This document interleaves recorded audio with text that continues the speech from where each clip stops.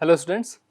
So last classes में हमने क्या देखा था कि आर एल के कॉम्बिनेशंस को किस तरह से लेते हैं ना। सीरीज में अगर हमने आर एल के कॉम्बिनेशंस को लिया है, पैरेलल में आर एल कॉम्बिनेशंस को लिया है, तो एनालिसिस कैसे किया हमने सर्किट का, या फिर आर सी को अगर कॉम्बिनेशन में करते हैं तो उनको सीरीज में कनेक्ट करके किस तरह से उसका एनालिसिस करेंगे सर्किट का, या उनको पैरेलल कनेक्ट करेंगे तो उनका एनालिसिस किस तरह से करना है। ठीक है, 3-4 इक्वेशंस निकलती हैं सबके अंदर। जैसे फर्स्ट वन अपन बात करें कि सीरीज की बात करते हैं तो इंपीडेंस इक्वेशन बनती है, उससे इंपीडेंस ट्रायंगल बनता है।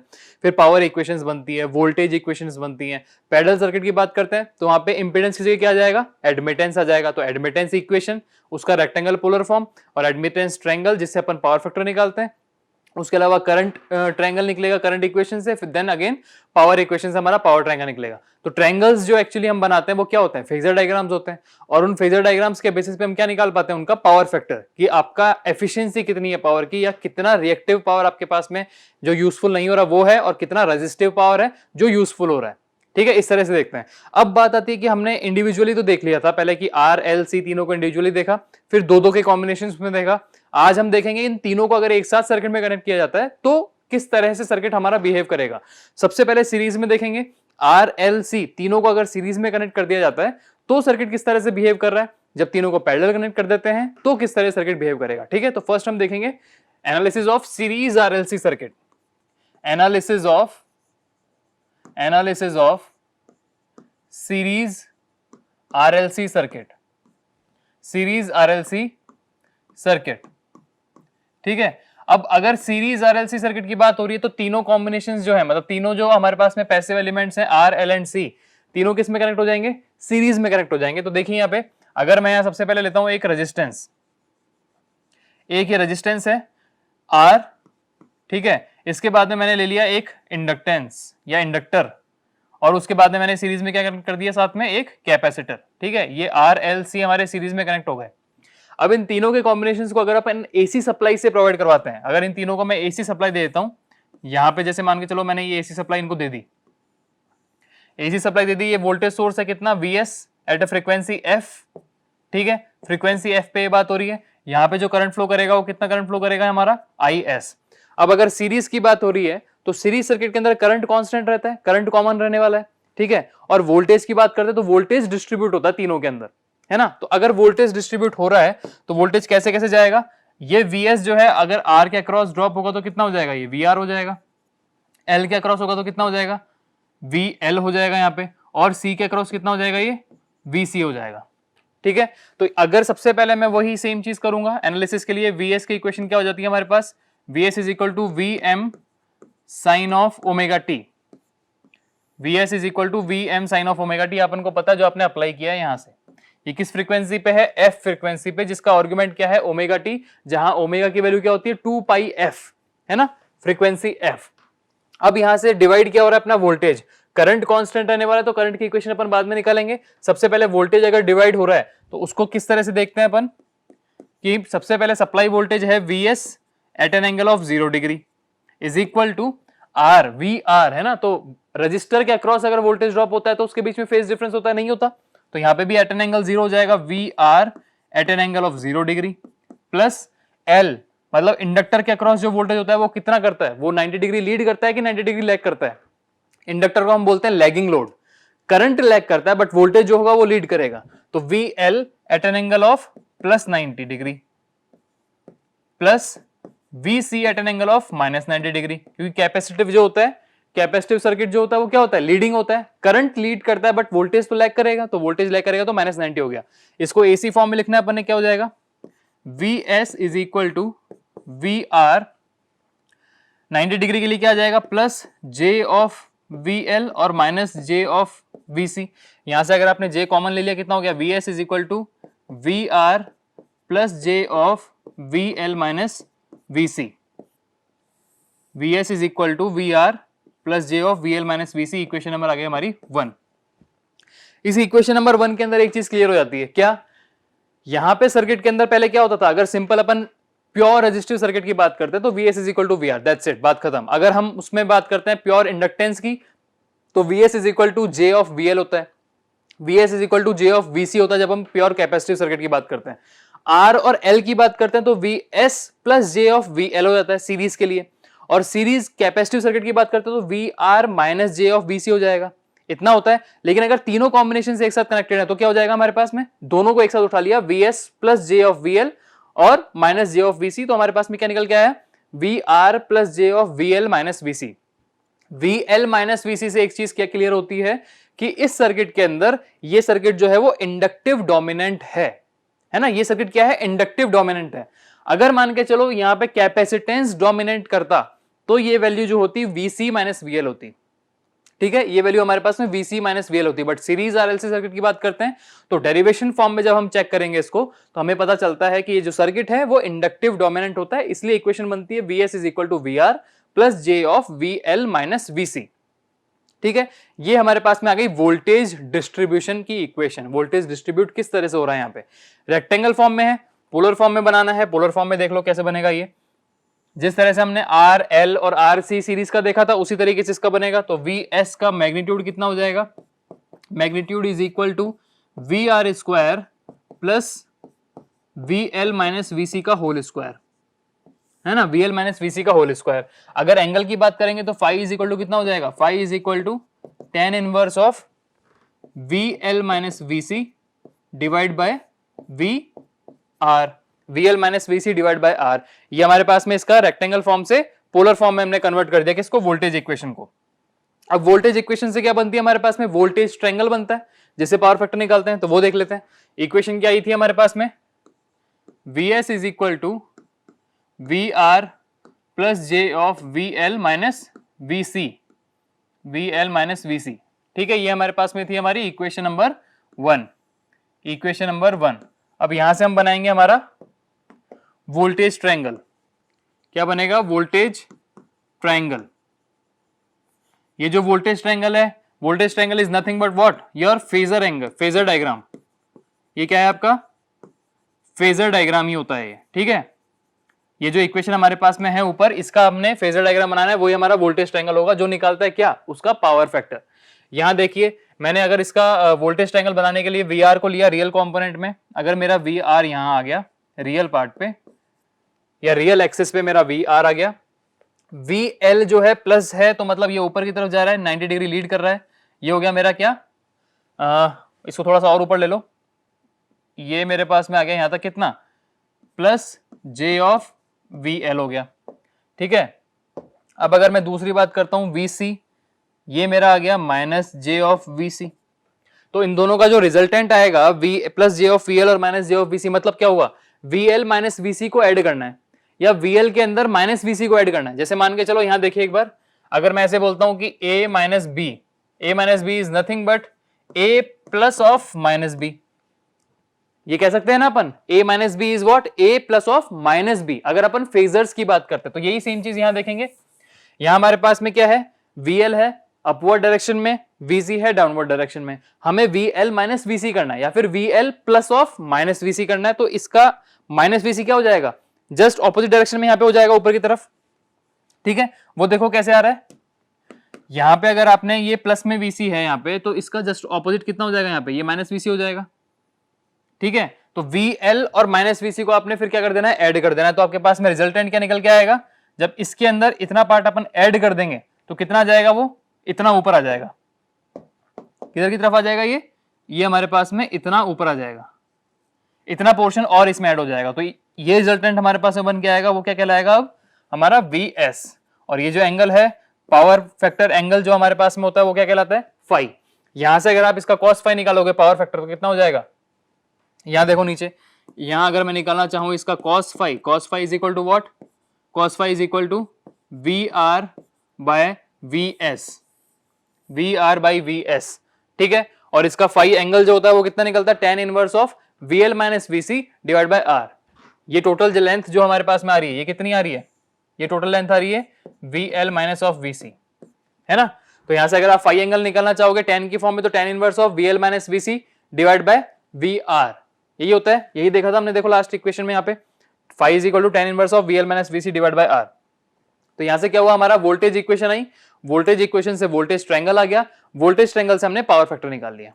यहां तक क्लियर है, ठीक है। अब इक्वेशन नंबर 1 के बेसिस पे अगर आप अगेन यहां पे ओम्स लॉ लगाते हो तो क्या हो जाएगा, देखो वो ओम्स लॉ जो लगाना है वो कैसे लगेगा? अब यहाँ पे हमारे पास में इक्वेशन है Vs is equal to V R, Vs is equal to V R plus J of V L minus V C, ये इक्वेशन है। इस इक्वेशन में अगर मुझे ओम्स लॉ लगाना है, V इज इक्वल टू क्या होता है? I इंटू आर, ठीक है, करंट इंटू उसका इंपिडेंस या रेजिस्टेंस या रिएक्टेंस जो भी हो सकता है। वोल्टेज ड्रॉप वही कहलाता है।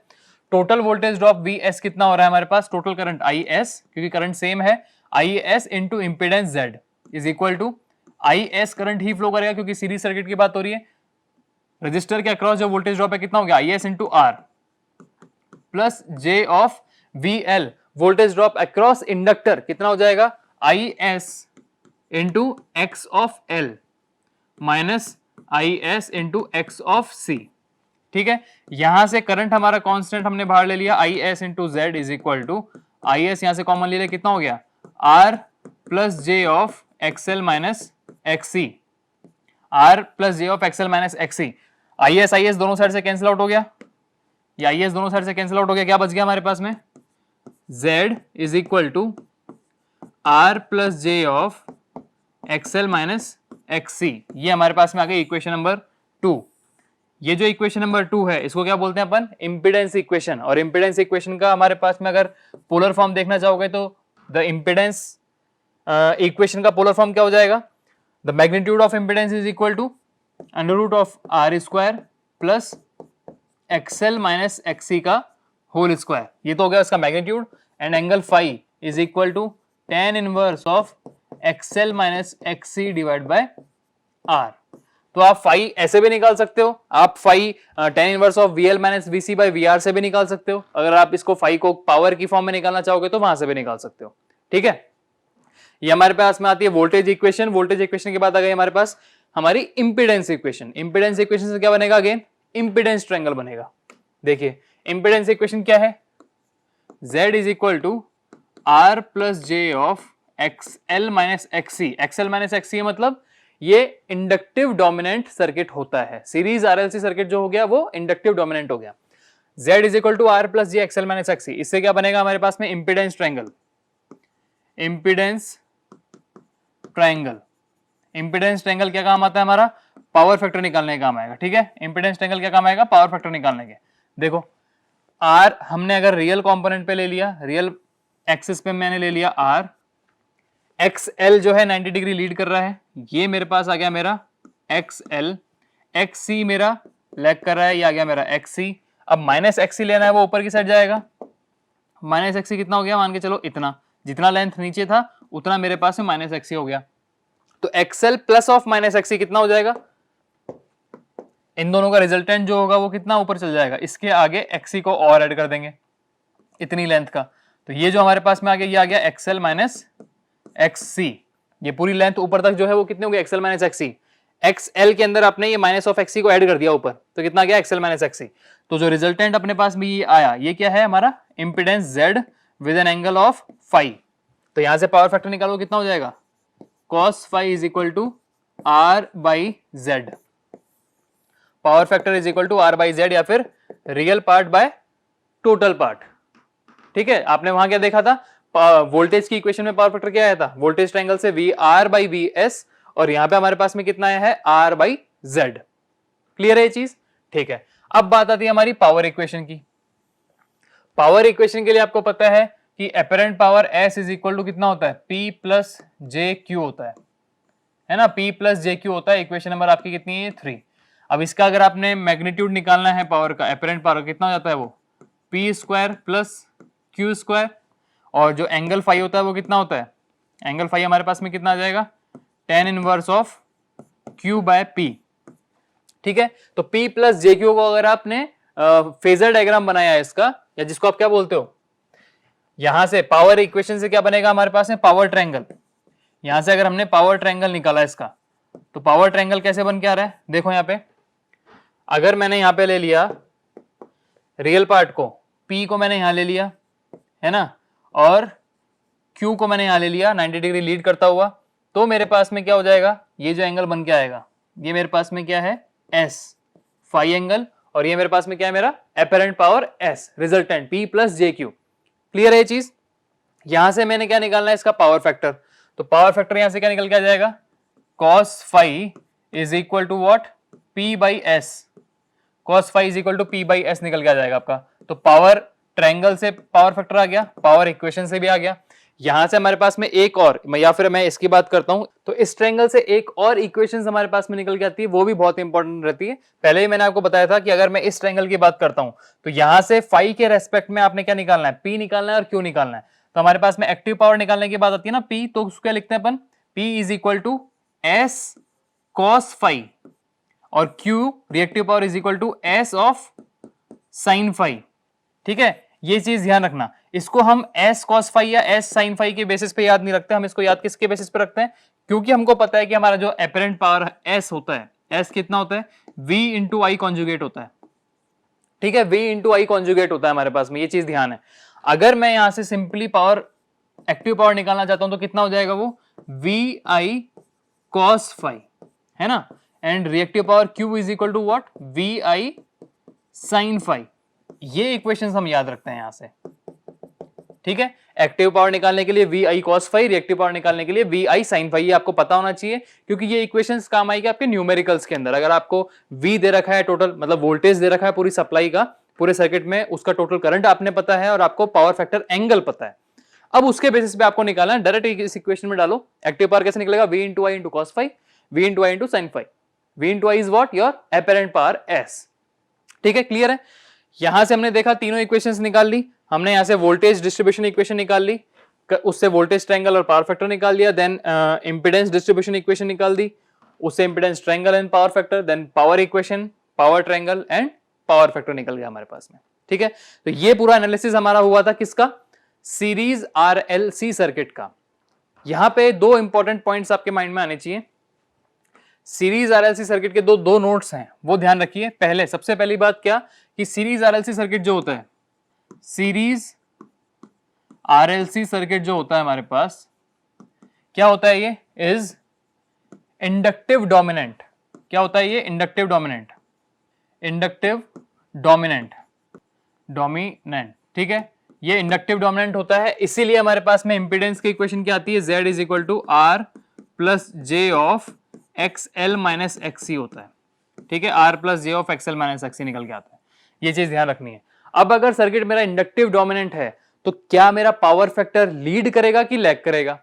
इंडक्टेंस की बात क्या करते हैं अपन, इंडक्टर क्या करता है, लैग करवाता है, कैपेसिटर क्या करता है, लीड करवाता है।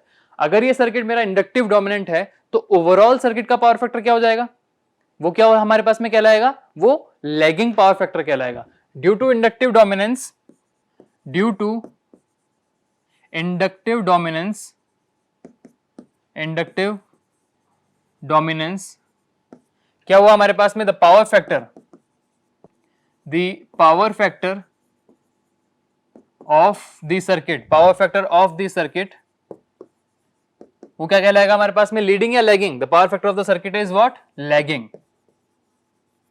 Power factor of the circuit is what, lagging. ठीक है, तो ये चीज ध्यान रखनी है, पावर फैक्टर हमारे पास में क्या होगा, लैगिंग पावर फैक्टर कहलाएगा। ठीक है, सीरीज RLC सर्किट में ड्यू टू इंडक्टिव डोमिनेंस आपका जो पावर फैक्टर होगा वो लैगिंग होगा। अगर इन केस आपको क्वेश्चन में ऐसा दे दिया जाता है कि कैपेसिटेंस डोमिनेट कर रहा है तो वो क्या कहलाया जाएगा, फिर वो लीडिंग हो जाएगा। बट ऑन नॉर्मली कंडीशन में क्या होता है हमारे पास में, वो लैगिंग पावर फैक्टर कहलाता है। ठीक है, क्योंकि इंडक्टेंस वहां पे डोमिनेट करता है। सेकंड हम स्टार्ट करते हैं अब analysis of parallel RLC circuit का। अभी हमने सीरीज RLC सर्किट देखा था, पैरेलल RLC सर्किट का एनालिसिस कर लेते हैं एक बार। Analysis of parallel RLC circuit, analysis of parallel RLC circuit. ठीक है, पैरेलल अगर RLC सर्किट की बात हो रही है तो R, L और C जो है वो पैरेलली कनेक्ट हो जाएंगे। यहां पे देखिए, सबसे पहले मैंने एक रेजिस्टेंस ले लिया, रजिस्टर R, उसके पैरेलल में मैंने एक इंडक्टर कनेक्ट कर दिया, यहां पे एक इंडक्टर कनेक्ट कर दिया L, और उसी के पैरेलल में मैंने एक कैपेसिटेंस कनेक्ट कर दिया, यहाँ पे ये एक कैपेसिटेंस मैंने यहाँ पे कनेक्ट कर दिया, R, L एंड C। इन तीनों को मैंने एक AC सप्लाई प्रोवाइड कर दी है, जो कि है मेरे पास में एक voltage source, AC voltage source VS। तो इस सर्किट में अगर VS के बेसिस पे देखता हूं मैं, तो टोटल करंट कितना फ्लो कर रहा है मेरा, IS। ठीक है, टोटल करंट कितना फ्लो कर रहा है, IS। अब ये IS जो है एक पॉइंट पे जाके टूट जाता है, जैसे इस पॉइंट पे जाने के बाद में IS का एक पोर्शन जो है IR वो फ्लो करेगा रजिस्टर के अक्रॉस, एक करंट IL वो फ्लो करेगा हमारे इंडक्टर के अक्रॉस और एक करंट है IC जो कि फ्लो करेगा हमारा कैपेसिटेंस के अक्रॉस। पैरेलल सर्किट में हमें एक चीज पता है, हमने पैरेलल RL का कॉम्बिनेशन देखा है, पैरेलल RC का कॉम्बिनेशन करके भी एनालिसिस किया है। पैरेलल RLC में क्या होता है, सेम चीज है, कोई डिफरेंस नहीं है, वोल्टेज कॉमन रहेगा तीनों में, तीनों के अक्रॉस पोटेंशियल ड्रॉप जो है वो सेम रहने वाला है, बट उनकी वैल्यूज के बेसिस पे डिफरेंट हो सकता है, you can say that. But parallelly अगर चीजें यहाँ पे कोई भी वोल्टेज ड्रॉप नहीं हो रहा इन सीरीज लाइंस के अंदर, तो पोटेंशियल ड्रॉप भी सेम ही होगा, वो कि VS होगा, इसके अक्रॉस भी VS, इसके अक्रॉस भी VS और वहां पे भी VS, ये कॉमन रहने वाला है।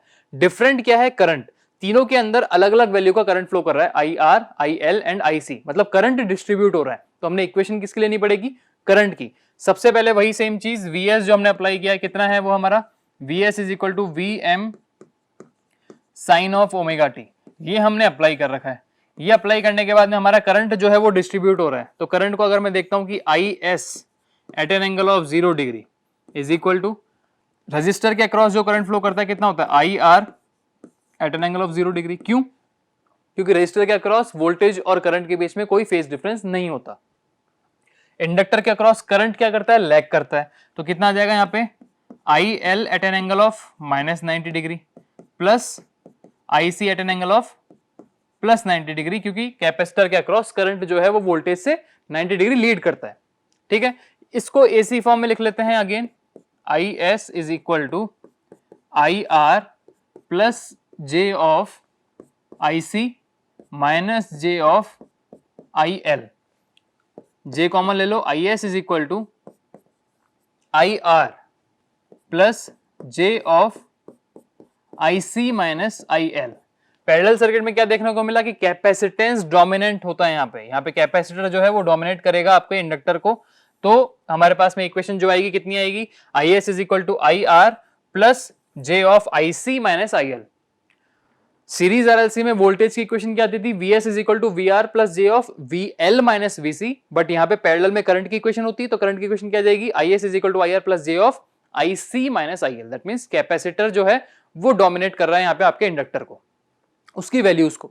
सो ये हमारे पास में आ गई हमारी करंट इक्वेशन। इसको अगर आपने पोलर फॉर्म में देखना है तो वही सेम चीज रहेगी कि IS का मैग्नीट्यूड जो हो जाएगा वो क्या होगा, under root of IR square plus IC minus IL का whole square, plus IC minus IL का होल स्क्वायर। एंगल देखेंगे, एंगल फाई कितना हो जाएगा हमारे पास में, angle phi is equal to tan inverse of IC minus IL divide by R। ये आपका करंट डिस्ट्रीब्यूशन इक्वेशन आ गई रेक्टेंगल फॉर्म में, पोलर फॉर्म में। अब इससे निकलेगा हमारा करंट ट्रायंगल और उससे निकालेंगे हम उसका पावर फैक्टर। ठीक है, तो इक्वेशन क्या है हमारे पास में करंट की, IS is equal to IR plus J of IC minus IL। ठीक है, ये हमारे पास में इक्वेशन है, इक्वेशन नंबर 1। इस इक्वेशन नंबर 1 से हमने निकालना है क्या, इसका करंट ट्रायंगल। अगर मैं करंट ट्रायंगल की बात करता हूं, यहां से करंट ट्रायंगल जो निकला इसका वो कैसे आएगा, मतलब फेजर एंगल निकालना है इस इक्वेशन का, क्या हो जाएगा, रियल कंपोनेंट में हमने क्या लिया, IR। देखो यहां पे मैंने ले लिया ये IR, IL मेरा लैग कर रहा है नीचे, ये मैंने ले लिया यहाँ पे मेरा IL, और IC जो है वो मेरा मैंने ले लिया यहाँ पे, ये हो गया मेरा IC। करना क्या है, IC माइनस IL, मतलब IC plus of minus IL। तो IL नीचे है, माइनस IL क्या हो जाएगा, ये अगेन ऊपर की तरफ चल जाएगा। माइनस IL हमारा कहाँ जाएगा, यहाँ पे। माइनस IL अगर यहाँ आ गया तो IC माइनस IL कितना हो जाएगा, इतना हो जाएगा, ये हो जाएगा मेरा IC माइनस IL, है ना, क्योंकि ये मेरा क्या था, माइनस ऑफ IL। तो यहां से IC माइनस IL निकल गया, तो रिजल्टेंट जो निकल के आया मेरे पास में करंट, वो कितना आ जाएगा, ये आ जाएगा मेरा IS at an angle of phi. यहां से अगर आप पावर फैक्टर निकालते हो, power factor cos phi is equal to कितना हो जाएगा, IR divide by IS, real component divide by total component. ठीक है, ये आपका पावर फैक्टर निकल गया इक्वेशन नंबर 1 से। अभी इक्वेशन नंबर 2 की बात करेंगे, जो क्या होगी, पैरेलल सर्किट की बात हो रही, तो पैरेलल सर्किट में क्या निकलता है, सीरीज में निकलता है इंपीडेंस, पैरेलल में निकलेगा क्या, एडमिटेंस। लेकिन फॉर्म हम किस तरह से करेंगे उसको, वही सेम ओम्स लॉ से करेंगे। ओम्स लॉ में करंट क्या होता है, potential difference divide bye impedance या रेजिस्टेंस या रिएक्टेंस, कुछ भी। तो देखो यहाँ पे क्या आ जाएगा, इक्वेशन नंबर 1 को अगर आप ओम्स लॉ लगाते हो कितना आ जाएगा, फ्रॉम फ्रॉम ओम्स लॉ, अगर आपने यहां पे ओम्स लॉ को अप्लाई कर दिया इक्वेशन नंबर 1 के अंदर, तो कितना आ जाएगा ये V S divide by Z is equal to V S divide by R plus J of V S divide by X C minus V S divide by X L. V S common ले लिया, V S into 1/z is equal to V S अगर मैंने common ले लिया, अंदर क्या बच गया 1/r plus J of 1/xc minus 1/xl। इतना आया। वी एस कैंसिल आउट हो गया दोनों साइड से। अगर दोनों साइड से वी एस मेरा कैंसिल आउट हो गया तो क्या बचा मेरे पास में 1/z is equal to 1/r plus J of 1/xc minus 1/xl। ये आया। अब ये मेरे पास में आ गई इंपीडेंस इक्वेशन, लेकिन पैरेलली में क्या देखता हूं पैरेलल कनेक्शन के अंदर उनका एडमिटेंस। क्यों देखने को तो मैं इंपीडेंस देख सकता हूं, ये मेरी इक्वेशन आ गई है फाइनल इंपीडेंस इक्वेशन, यहां से आप सॉल्व कर सकते हो। आपको अगर इंपीडेंस रेजिस्टेंस की वैल्यू पता है, यहां पुट करो वैल्यूज निकल जाएंगी। बट इजी फॉर्म में, इजी इक्वेशन फॉर्म में लेने के लिए मैंने क्या किया, अगर 1/z है तो 1/z को कुछ बोलते हैं अपन, the reciprocal of impedance is what your admittance, this is your y, है ना। हम उस फॉर्म में लिख लेते हैं इसको। तो ये जो इक्वेशन आ जाएगी अब 1/z को क्या बोल सकते हैं अपन, 1/z को बोल सकते हैं y, जो कि क्या होता है एडमिटेंस। 1/r को क्या बोल सकते हैं अपन, g, जिसको बोलते हैं क्या conductance, plus j of 1/x को क्या लिख सकते हैं ससेप्टेंस, कैपेसिटिव ससेप्टेंस, मतलब b of c minus b of l। ये हमारे पास में आ जाएगी हमारी एडमिटेंस इक्वेशन। ठीक है, इक्वेशन नंबर 2 ये हो गई हमारी एडमिटेंस इक्वेशन। और इस एडमिटेंस इक्वेशन का क्या निकालेंगे, रेक्टेंगल फॉर्म से पोलर फॉर्म में। यहां से मैग्नीट्यूड कितना आ जाएगा, y का मैग्नीट्यूड जो होता है कितना हो जाएगा under root of G square plus B C minus B L का होल स्क्वायर। और इसका जो एंगल आएगा फाई, फाई कितना आ जाएगा, phi is equal to tan inverse of B C minus B L divide by R. ये आपका एडमिटेंस इक्वेशन से रेक्टेंगल फॉर्म, और उसी का हमने पोलर फॉर्म देख लिया मैग्नीट्यूड और एंगल निकाल के। तो इस इक्वेशन नंबर 2 से क्या पता चलता है हमें, हमारा जो एडमिटेंस डिस्ट्रीब्यूट किस तरीके से हो रहा है पैरेलल सर्किट के अंदर, वो ये एडमिटेंस इक्वेशन हो गई रेक्टेंगल फॉर्म में, अगेन पोलर फॉर्म में।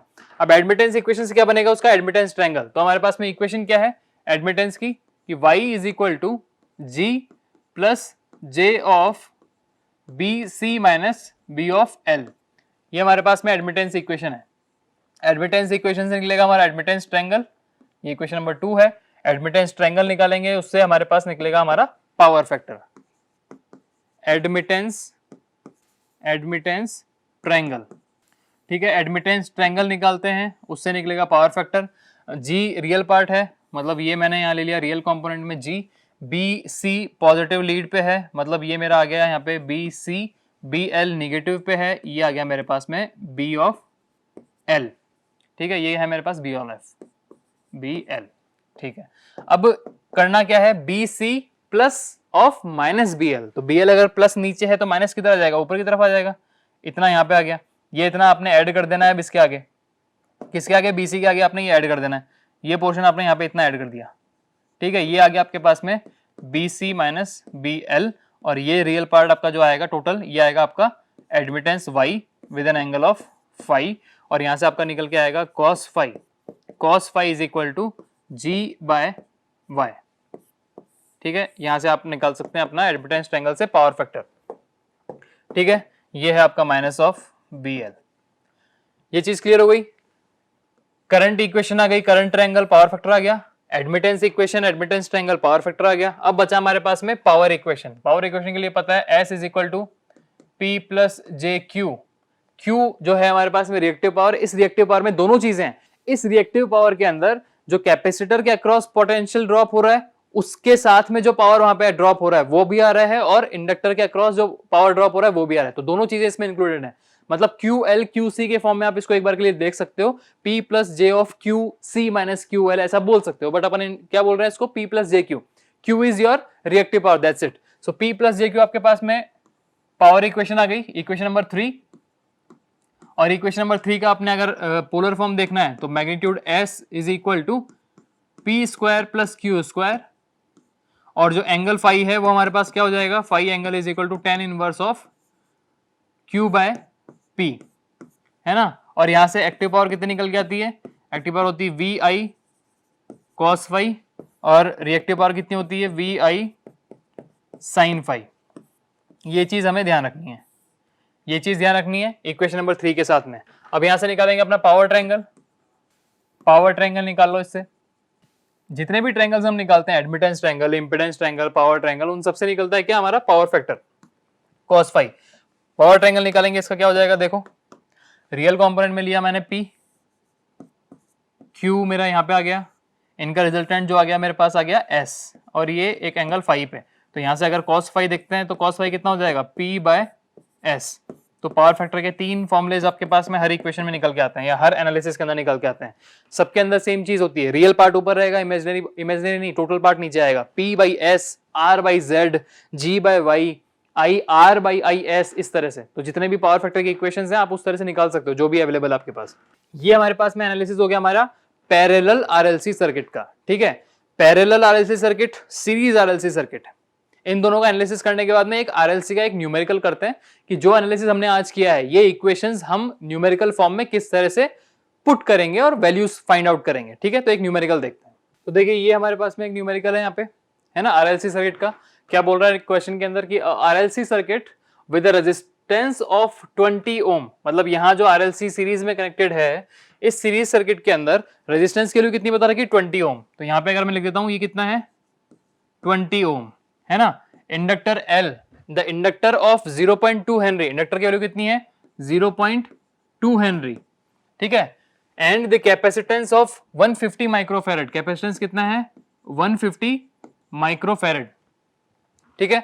Supplied with a 400 volt 50 hertz supply, तो Vs की वैल्यू कितनी है हमारे पास में 400 वोल्ट, और फ्रीक्वेंसी कितनी दे रखी है 50 हर्ट्ज, 400 वोल्ट 50 हर्ट्ज, ठीक है। ये क्वेश्चन में हमें बता रखा है। पूछा क्या है कि इंपीडेंस बताओ, पूरे सर्किट का इंपीडेंस क्या है, मतलब Z पूछा है, तो इंपीडेंस इक्वेशन दिमाग में आनी चाहिए। इंपीडेंस इक्वेशन क्या होती है सीरीज सर्किट की, सीरीज RLC सर्किट की, Z is equal to R plus J of XL minus XC, inductive dominant करते हुए, है ना, XL माइनस XC। तो यहाँ पे आपको क्या निकालना पड़ेगा, R की वैल्यू पता होती है, Z के लिए क्या क्या चाहिए, R चाहिए, XL चाहिए, XC चाहिए। R पता है, XL नहीं पता लेकिन L पता है, तो XL क्या होता है, XL is equal to omega L, XC is equal to 1 by omega C, ओमेगा is equal to 2 pi F, F की वैल्यू पता है, तो XL XC निकल जाएगा, इंपेडेंस निकल जाएगा। करेंगे अभी। सेकंड करंट पूछा है, यहाँ पे कितना करंट फ्लो कर रहा है। अगर आपको यहाँ पे टोटल इंपेडेंस पता चल चुका है, टोटल सप्लाई वोल्टेज आपको पता है, तो करंट कितना होता है ओम्स लॉ से, the current I is equal to potential difference divide by impedance. Potential difference कितना है 400, पोटेंशियल टोटल प्रोवाइडेड कितना है आपके पास यहाँ 400 वोल्ट, तो 400 volt at an angle of 0 divide by आपका इंपेडेंस जो आपने निकाला अभी करंट निकल जाएगा। वोल्टेज ड्रॉप निकालना है RLC तीनों का क्रॉस, यहाँ पे पोटेंशियल ड्रॉप कितना हो जाएगा, किसी भी रजिस्टर, इंडक्टर, कैपेसिटर के अक्रॉस पोटेंशियल ड्रॉप निकालने के लिए क्या चाहिए होता है आपको, उसके अक्रॉस फ्लो होने वाला करंट चाहिए और उसकी खुद की वैल्यू चाहिए। इसके अक्रॉस फ्लो होने वाला करंट कितना IS, जो हमने सेकंड क्वेश्चन से निकाला, यहाँ IS इंटू R, मतलब I इंटू R करेंगे, 20 के साथ मल्टीप्लाई कर देंगे करंट को, तो पोटेंशियल ड्रॉप इसके अक्रॉस निकल जाएगा। फिर अगर आपको इंडक्टर के अक्रॉस निकालना है तो इसका जो हमारे पास इंडक्टिव रिएक्टेंस होता है उसके साथ मल्टीप्लाई कर दोगे करंट को, कैपेसिटिव रिएक्टेंस के साथ मल्टीप्लाई कर दोगे रेजिस्टेंस को, तो सबके अक्रॉस पोटेंशियल ड्रॉप आ जाएगा। पावर फैक्टर निकालना है, आपके पास R पता है, टोटल इंपेडेंस पता है, cos phi is what R by Z, या फिर आपको पता है VS, VR भी निकाल लिया आपने, तो VR by VS भी कर लो। जो भी फॉर्मुलेज हमने देखे थे पावर फैक्टर के, 3 4 फॉर्मुले देखे थे हर एनालिसिस के अंदर, जो आपको सबसे पहले एलिजिबल हो या जो सबसे पहले इजी लगे वो लगा दो, आपका पावर फैक्टर आ जाएगा। क्योंकि पावर फैक्टर एंगल पूरे सर्किट का सेम होता है हमेशा। आप इंपेडेंस का एंगल निकालोगे, वही एंगल आपका वोल्टेज डिफरेंस का एंगल होगा, वही एंगल आपका करंट डिस्ट्रीब्यूशन का एंगल होगा। सब पावर फैक्टर एंगल पूरे सर्किट में सेम रहता है, उसी का कॉस साइन आपने निकालना है और आपका पावर फैक्टर आ जाएगा। एक्टिव और reactive power, active power P is equal to what V into I cos phi, reactive power is equal to V into I into sine phi. तो फाई आपने निकाल दिया, V आई आपको पता चल चुका है, बहुत सारी चीजें निकल जाएंगी। तो बहुत ईजी क्वेश्चन है, सॉल्व करते हैं अपन एक एक करके। सबसे पहले लिखेंगे क्या क्या अपन को गिवन है ना। सॉल्यूशन देखिए, इसका सॉल्यूशन कैसे होने वाला है। सबसे पहले हमको क्या क्या गिवन है वो लिख लेते हैं। गिवन क्या है, रजिस्टर की वैल्यू पता है, एल की वैल्यू पता है और सी की वैल्यू पता है, वोल्टेज की वैल्यू पता है, फ्रीक्वेंसी की वैल्यू पता है, और नोट में क्या पता है मुझे कि सीरीज आरएलसी सर्किट होता है ये सीरीज आरएलसी सर्किट दे रखा है मेरे को, ये मैंने नोट में लिख लिया मेरे पास। अब वैल्यूज क्या क्या है कि देखिए एक बार, रजिस्टर कितना है 20, 0.2, 150, 20, 0.2, 150, 20 ohm, 0.2 henry and 150 micro farad. Voltage कितना दे रखा है आपको 400 वोल्ट 50 हर्ट्ज, ये हमको दे रखा है 400 वोल्ट और इधर रखा है कितना 50 हर्ट्ज। ये क्वेश्चन में हमें गिवन है। तो क्वेश्चन नंबर 1 में क्या पूछा गया हमसे कि इसका इंपीडेंस कितना है ना, इंपीडेंस, इंपीडेंस क्या निकालना है Z, आपने Z निकालना है। अब आपको पता है कि सीरीज आरएलसी सर्किट है तो इंपीडेंस की इक्वेशन क्या होती है, Z is equal to R plus J of XL minus XC, ये हमारे पास में इंपीडेंस की इक्वेशन होती है और इसी से हमारा इंपीडेंस निकलेगा। यहां हमें R पता है, XL नहीं पता, XC नहीं पता, तो सबसे पहले आपने XL और XC की वैल्यू निकालनी है। इंडक्टिव रिएक्टेंस XL की वैल्यू कितनी होती है, ओमेगा इंटू L, है ना, और कैपेसिटिव रिएक्टेंस की वैल्यू कितनी होती है 1 बाय ओमेगा इंटू C। अब एक चीज आपको यहां पता है, since omega is equal to what, omega is equal to 2 pi f, तो यहां वैल्यूज पुट कर देंगे, आपके पास में इंडक्टिव रिएक्टेंस की वैल्यू कितनी आ जाएगी 2 pi f into L, values put कर दो, 2 पाई, फ्रीक्वेंसी कितनी दे रखी 50, है ना, और इंडक्टर L की वैल्यू कितनी दे रखी है आपको 0.2। इसको सॉल्व करेंगे तो आपके पास में एक्सेल की वैल्यू आ जाएगी, इसको आपने सॉल्व किया और आपके पास में एक्सेल की वैल्यू कितनी आई 2 pi f, 2 pi into 50 into 0.2, ये हो जाएगा हमारे पास में 62.83 ओम, है ना, 62.83 ओम आपके पास में आ गया एक्सेल।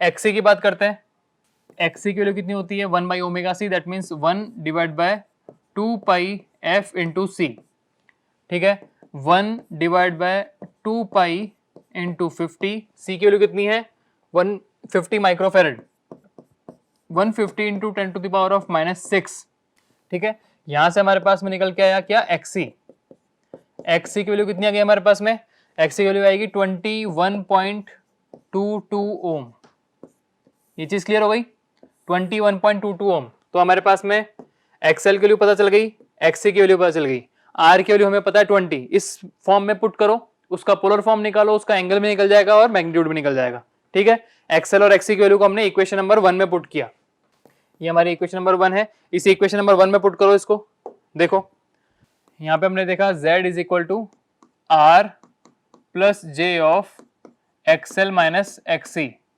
और यहां पे वैल्यूज पुट करेंगे तो Z इज इक्वल टू कितना हो जाएगा, R की वैल्यू कितनी दे रखी है, R की वैल्यू है 20, ये 62.83, 20 plus J of 62.83 minus 21.22, minus कितना है 21.22, 21.22, इनको सॉल्व करेंगे अपन, कितना हो गया ये Z इज इक्वल टू कितना निकल के आएगा, ये आएगा 20 प्लस J ऑफ 62.83 माइनस 21.22, कितना आ गया 41.61, 41.61, ये आपके पास में इंपीडेंस की वैल्यू आ चुकी है, यहां आपका आंसर निकल चुका है।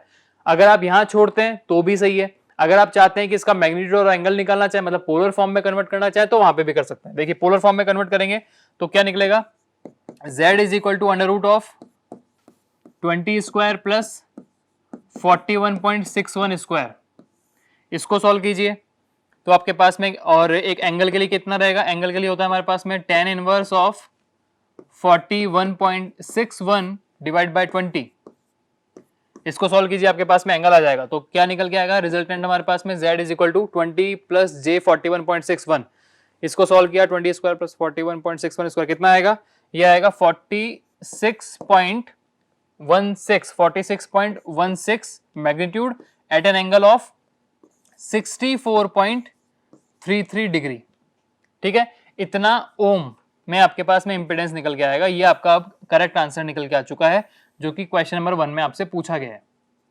ठीक है, ये आपका आंसर आ चुका है 46.16 at an angle of 64.33, this is your impedance of series RLC circuit which is given, clear है।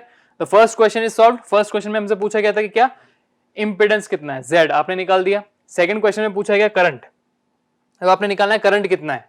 देखिए यहाँ पे अगर मैं यहीं से इसको सॉल्व करना स्टार्ट करना चाहता हूं तो क्वेश्चन नंबर 2 में आपसे पूछा गया है क्या चीज, करंट, करंट IS, क्योंकि सीरीज सर्किट में करंट सेम रहता है। देखिए क्वेश्चन में देखिए यहाँ पे ये IS की वैल्यू निकालनी है अपनी, है ना।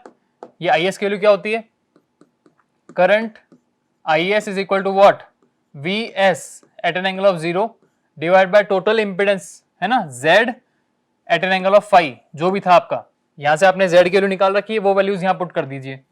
देखिए कितना आएगा, IS is equal to VS कितना दे रखा है 400 at an angle of 0 degree divide by Z कितना है हमारे पास में 46.16 at an angle of 64.33 degree.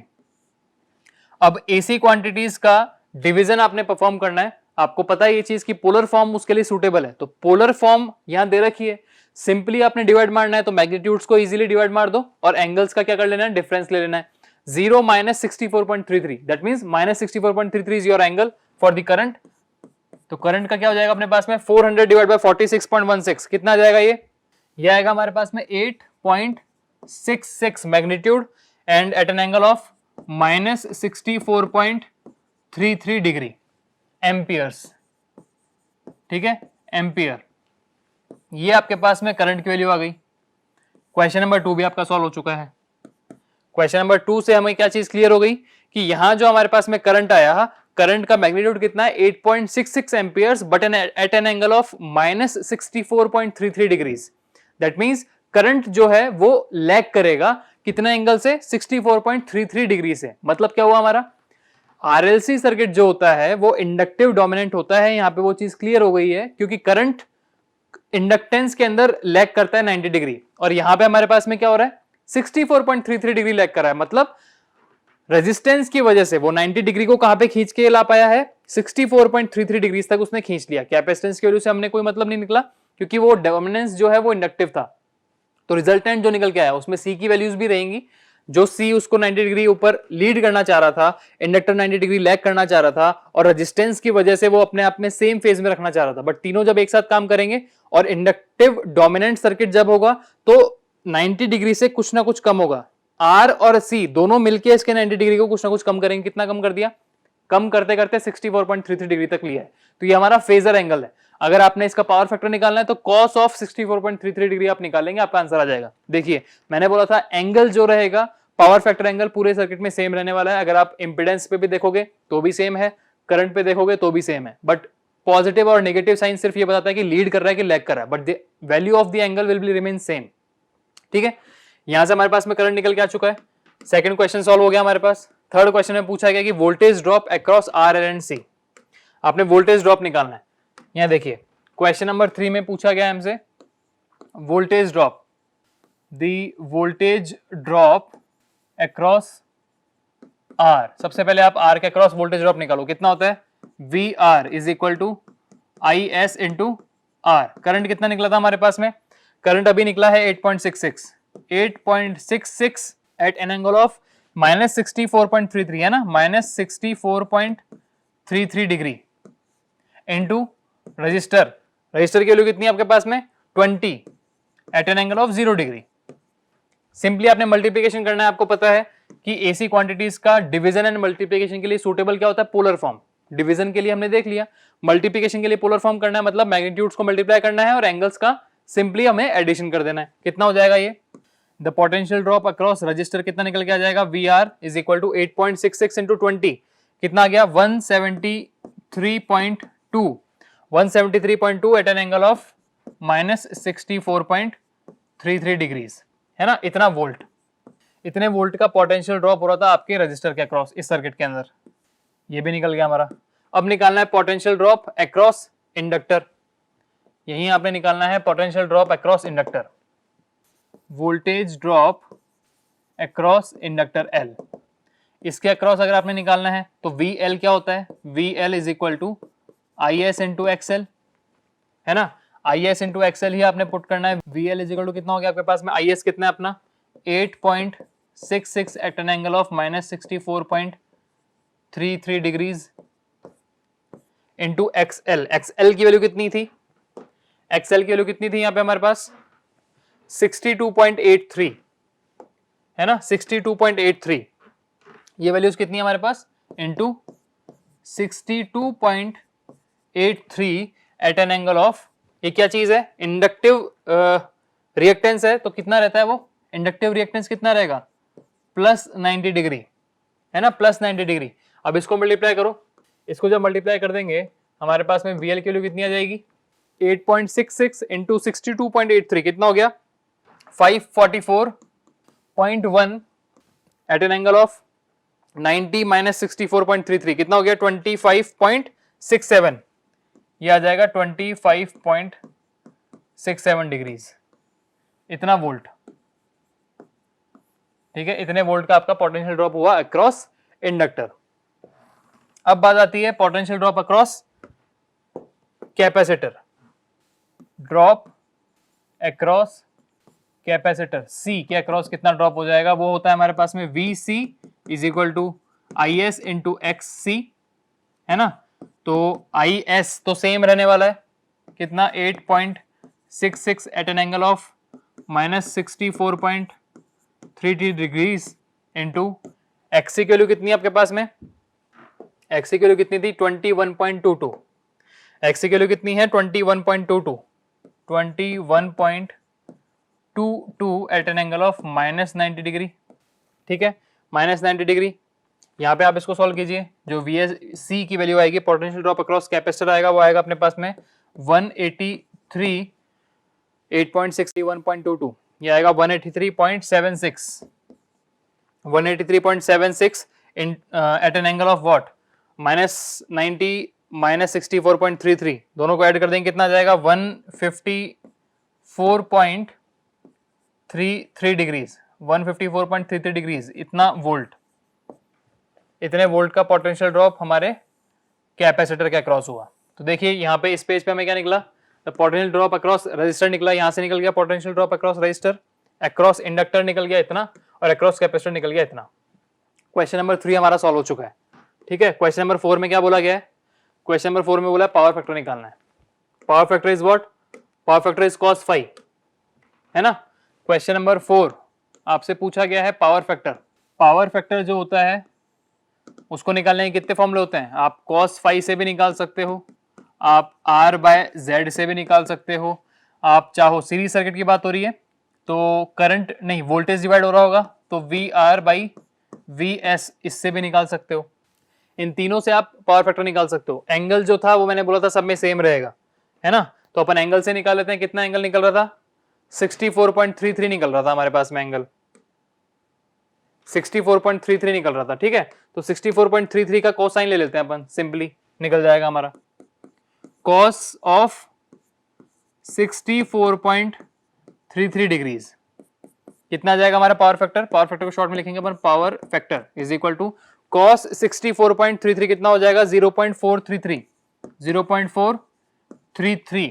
अब ये जो एंगल था हमारा, अगर आपने एंगल देखा हो करंट के अंदर, करंट में जो एंगल था कितना था? माइनस साइन के साथ, मतलब वो लैग कर रहा था। तो पावर फैक्टर क्या हो जाएगा हमारा?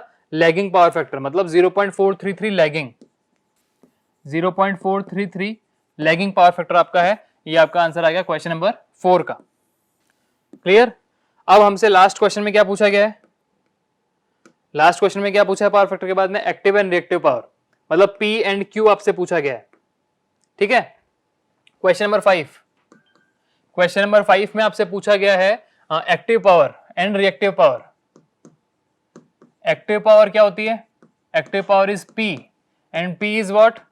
VI cos phi, P is equal to VI into cos phi। ठीक है, यहां वैल्यूज पुट कर दीजिए सारी की सारी। वोल्टेज की वैल्यू कितनी दे रखी है? 400। करंट की वैल्यू कितनी निकाली थी हमने? करंट की वैल्यू निकाली थी हमने कितनी? 8.66 एट सम एंगल, उसको छोड़ दीजिए। cos phi हमने उठाया कितना है? 0.433, 0.433, क्योंकि जो एंगल हमारा करंट का था वो हमारा V, और ये जो एंगल है phi, ये क्या है? V और I के बीच में एंगल ही है, उसका कोसाइन हमने ले लिया है, तो वैल्यूज हमने डायरेक्टली पुट कर सकते हैं यहाँ पे। तो एक्टिव पावर कितनी आएगी? इन तीनों को मल्टीप्लाई करेंगे तो ये आएगा हमारे पास में 15 100, 1500, यस 1500 वॉट, इतने वॉट की पावर एक्टिव पावर है जो यहां पे कंज्यूम हो रही है। ठीक है, रिएक्टिव पावर की बात करते हैं, तो रिएक्टिव पावर क्या हो जाएगी आपकी, reactive power which is Q, Q कैसे निकलता है आपका, V into I into sine of phi, तो रिएक्टिव पावर Q कितनी हो जाएगी, 400 इंटू 8.66 is your current, and sine angle of that 64.33, multiplication of sine 64.33 degrees, आप ये निकाल लो, आपके पास में रिएक्टिव पावर आ जाएगी Q, और उसकी वैल्यू आती है हमारे पास में 3122.11।